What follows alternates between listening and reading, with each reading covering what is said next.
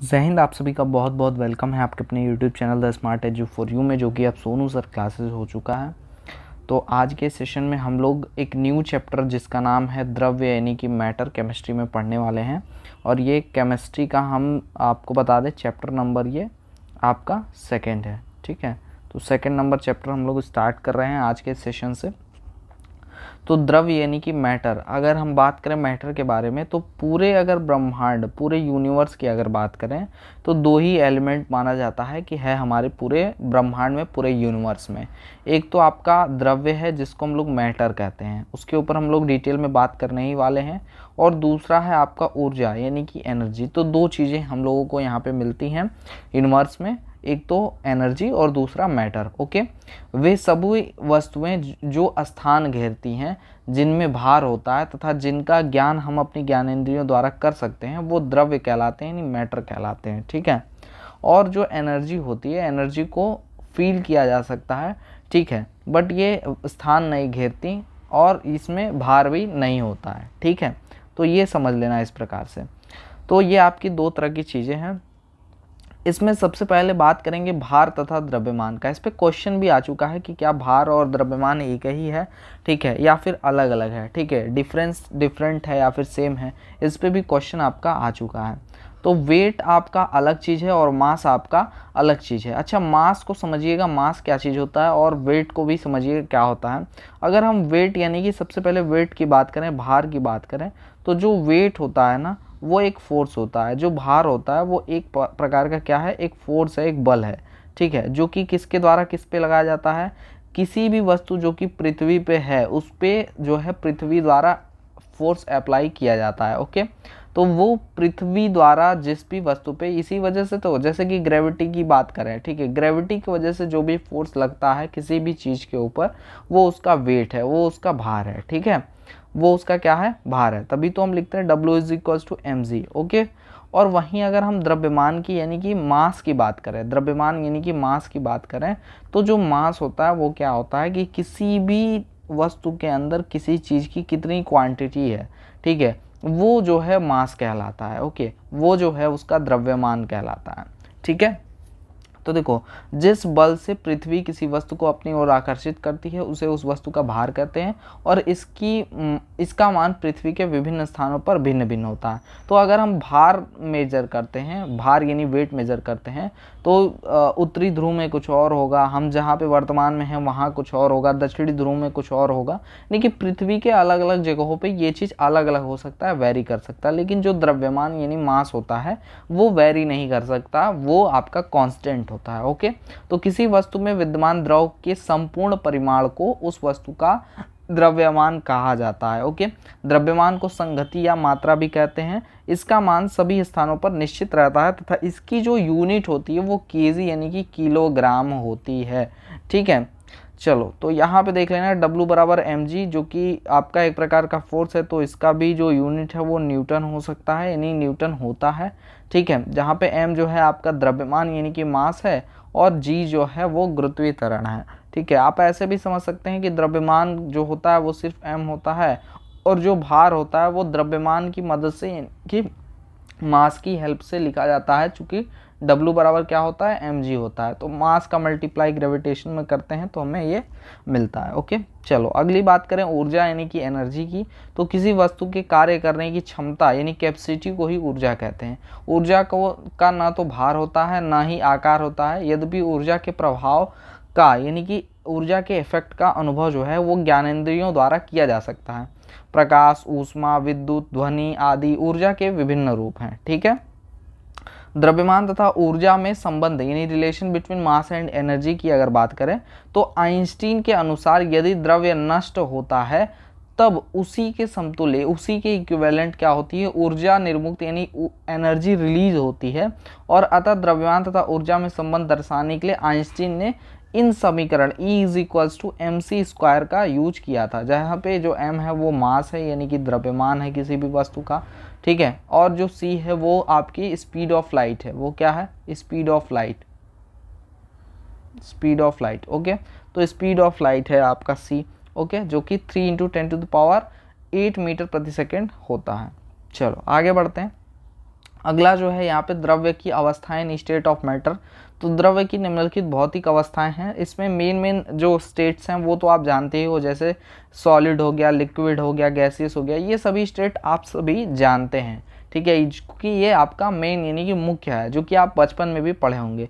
वहीं सॉलिड की अगर बात करें तो सॉलिड का डेफिनेशन क्या हो जाएगा, द्रव्य की वह अवस्था जिसमें उसका आकार तथा आयतन दोनों निश्चित होते हैं, ठोस अवस्था सॉलिड स्टेट कहलाती है, जैसे लोहा, लकड़ी, पत्थर, बर्फ, गंधक आदि। ओके, वहीं लिक्विड स्टेट की यानी द्रव अवस्था की बात करें तो द्रव्य की वह अवस्था जिसमें उसका आयतन तो निश्चित होता है लेकिन आकार अनिश्चित होता है, यानी कि जिस बर्तन में आप रखोगे उस बर्तन का आकार ले लेगा।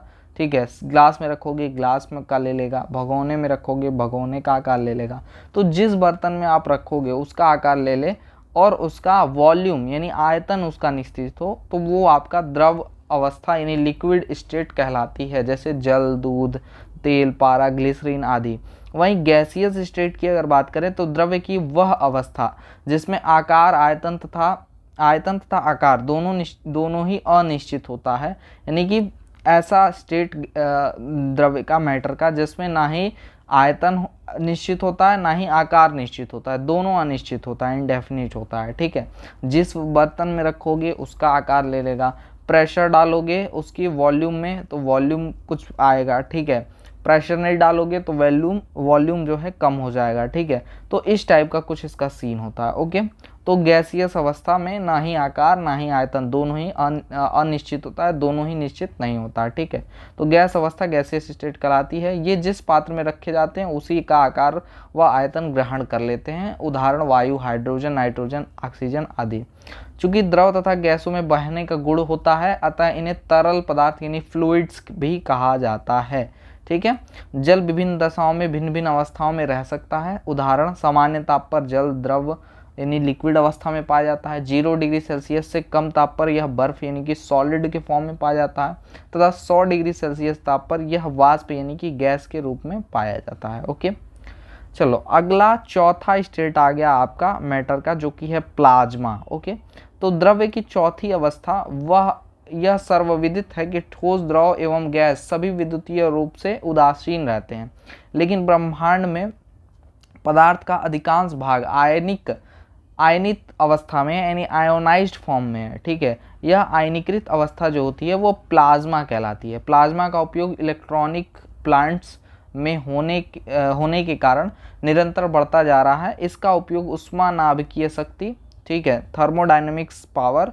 विद्युतीय शक्ति, इलेक्ट्रिकल पावर के लिए हो सकता है। प्लाज्मा के कारण ही सूर्य और तारों में चमक होती है। ओके, चलो अगला देखो, यहाँ पे नोट पॉइंट बना हुआ है। नोट पॉइंट में क्या बताया जा रहा है, भौतिकी की वह शाखा जो विद्युत उत्पादन के लिए प्लाज्मा का अध्ययन करती है मैग्नेटोहाइड्रोगतिकी कहलाती है। फ्लोरोसेंट ट्यूब और नियान बल्ब में प्लाज्मा होता है। अगला स्टेट देखिएगा यहाँ पे, बोस आइंस्टीन कंडेंसेट, यानी कि पांचवा ये पॉइंट है आपका, बोस आइंस्टीन कंडेंसेट।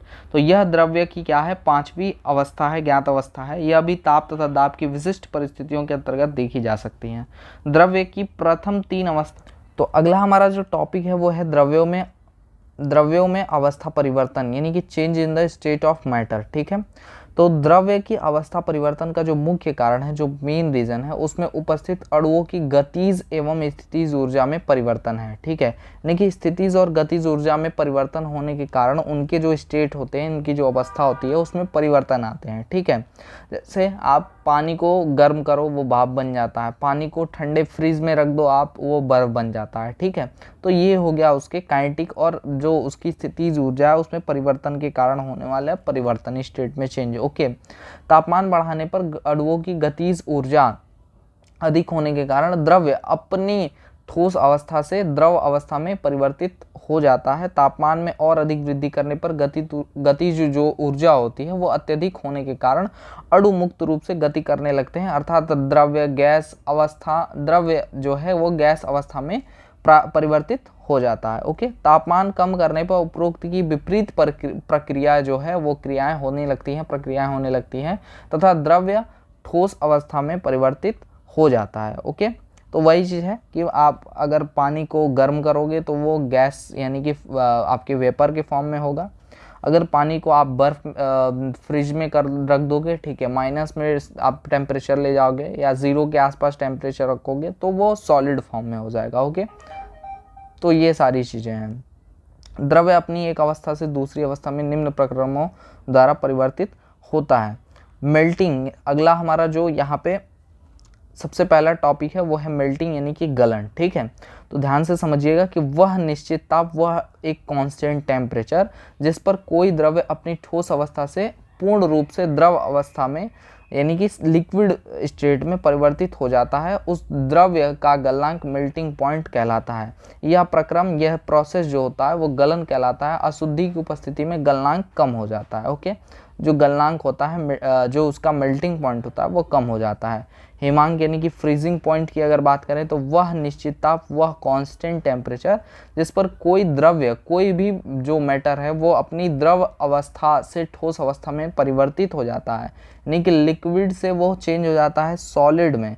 ठीक है, अर्थात जम जाता है, उस द्रव्य का हिमांक, उसे जो है उस द्रव्य का हिमांक कहते हैं, यानी कि फ्रीजिंग पॉइंट कहलाता है। ठीक है, जल का जो हिमांक है वो 0 डिग्री सेल्सियस होता है। अशुद्धि की उपस्थिति में हिमांक जो होता है वो घट जाता है। क्वथन यानी कि बॉइलिंग की अगर बात करें तो वह निश्चित ताप जिस पर कोई द्रव उबलना शुरू होता है अथवा गर्म करने पर जिस ताप पर द्रव का वाष्प दाब वायुमंडलीय दाब के बराबर हो जाता है, उस द्रव का क्वथनांक कहलाता है तथा यह प्रक्रम क्वथन यानी कि बॉइलिंग कहलाता है। ओके, अशुद्धि की उपस्थिति में क्वथनांक बढ़ जाता है। दाब बढ़ाने पर क्वथनांक बढ़ जाता है तथा दाब कम होने पर क्वथनांक कम हो जाता है। उदाहरण यानी कि एग्जाम्पल की अगर बात करें तो पहाड़ों पर वायुमंडलीय दाब का मान कम होता है, अतः द्रव का वाष्प दाब कम तापमान पर ही वायुमंडलीय दाब के समान हो जाता है तथा द्रव कम ताप पर ही उबलने लगता है, अतः पहाड़ों पर जल अपने सामान्य क्वथनांक से पहले ही उबलने लगता है। सेकेंड पॉइंट देखिएगा, प्रेशर कुकर से वाष्प बाहर नहीं जा सकती, इस कारण कुकर में जल पर दाब बढ़ जाता है, अतः जल का क्वथनांक बढ़ जाता है। कुकर में उच्च ताप यानी कि हाई टेम्परेचर प्राप्त हो जाने के कारण दाल जो होती है वो शीघ्रता से गल जाती है। सामान्य परिस्थितियों में जल का क्वथनांक जो होता है वो 100 डिग्री सेल्सियस होता है। अगला देखना यहाँ पे इवेपोरेशन यानी कि वाष्पन, किसी भी ताप पर द्रव के वाष्प में बदलने की क्रिया वाष्पन कहलाती है, यानी कि जिस टेम्परेचर पर जो लिक्विड होता है वो वाष्प यानी वेपर में चेंज हो जाता है वो कहलाता है इवेपोरेशन। ओके, तो इवेपोरेशन यानी वाष्पन की दर जो होती है वो द्रव की सतह के क्षेत्रफल, वायुमंडलीय ताप तथा वायु में आर्द्रता पर निर्भर करती है, यानी सभी चीज़ों पर डिपेंड करती है। देखो अगला टॉपिक क्या है हमारा, ऊर्ध्वपातन यानी कि सब्लिमेशन। तो कुछ ठोस पदार्थ गर्म करने पर बिना द्रव अवस्था में परिवर्तित हुए सीधे ही गैस अवस्था में परिवर्तित हो जाते हैं, ऐसे पदार्थ ऊर्ध्वपातन यानी सब्लिमेशन या सब्लिमेट कहलाते हैं तथा यह प्रोसेस यानी प्रक्रिया जो होती है वो सब्लिमेशन कहलाती है। उदाहरण के तौर पे नौसादर, कपूर, आयोडीन आदि ये सभी क्या है आपके जो है ऊर्ध्वपातज हैं, यानी कि सब्लिमेशन है। ये सॉलिड जो होते हैं वो बिना लिक्विड में चेंज हुए डायरेक्ट वेपर में यानी कि वाष्प में चेंज हो जाते हैं, गैस में चेंज हो जाते हैं। ओके, तो ये आज जो है आज के सेशन में ये सारी चीज़ें आप सभी को बताई गई हैं। इसके आगे की चीज़ें जो हैं वो नेक्स्ट सेशन में हम लोग करके और जो है इसको कंप्लीट कर लेंगे और साथ के साथ ही अगले सेशन में हम लोग MCQ यानी कि मल्टीपल चॉइस क्वेश्चंस भी इस पे जो भी बेस्ड हैं, आधारित हैं, उनको सॉल्व करके ख़त्म कर लेंगे। ओके, तो ये सारी चीज़ें हैं, इसको आप लोग अच्छे से देख लेना। इसका PDF जो है मैं ऐप में अटैच कर दूंगा क्लास के साथ ही, तो वहाँ पे आप जा करके देख लेना। और साथ ही में जो भी अभी तक स्टूडेंट नहीं ज्वाइन किए ऐप को, वो ऐप में जा करके कोर्स को ज्वाइन कर लें। लिंक डिस्क्रिप्शन में आप सभी को दिया गया है। साथ ही में व्हाट्सअप नंबर 9076929784 आप नोट कर लेना। कोई भी इशू हो, कोई भी क्वायरी हो, आप इस व्हाट्सअप नंबर पर डाल सकते हैं। आज के सेशन में बस इतना ही, मिलेंगे नेक्स्ट सेशन वीडियो के साथ। तब तक के लिए जय हिंद, वंदे मातरम। आप सभी स्वस्थ रहें, मस्त रहें।